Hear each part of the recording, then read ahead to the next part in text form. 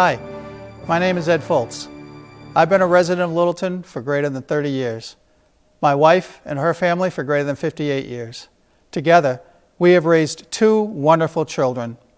Contributions to our community include Boy Scouts, 4-H, and I have coached as a volunteer for many of our Littleton sports teams. Over those years, we've had the benefit of good schools, open space for my children to raise animals, a common bond with our fellow town residents. I'm running for planning board because I'm concerned. I'm concerned that there's not enough priority being given to keeping Littleton, the small farming community that it is, and what many of us want it to remain. I hear much discussion about how Littleton needs to grow. Grow or die, I hear quite often. However, what I don't hear is the voice of those of us that don't want unlimited growth. Don't get me wrong, I'm not against development. I'm against unrestricted development. Over the years, we have worked to get Littleton above the state threshold for affordable housing so that we could maintain control of development here in Littleton. Despite this, there seem to be some who believe we do not have any control over our development. Let's talk about some of the recent projects. The big one, the IBM building.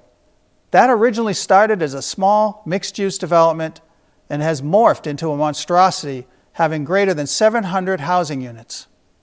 Those people are going to need services. They're going to need police, fire. They're going to need schools.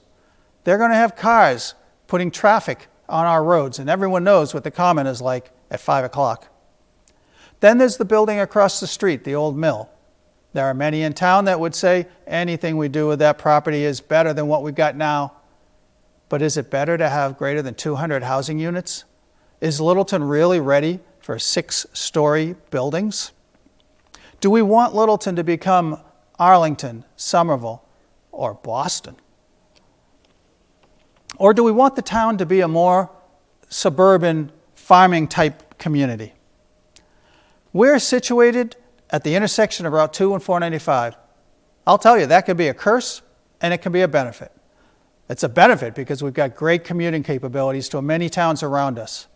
We have good train service, so we can commute from Littleton to Boston fairly easily. In fact, I was before the COVID. But it's also a curse because all of that easy access means many people want to live here and enjoy the benefits that we enjoy. That because of that, they want lots more development. The more development we do, the less we have of our wonderful suburban community feel. There are projects coming that we need to better ensure that they fit our suburban character. There's a talk of a development over at the train station for housing.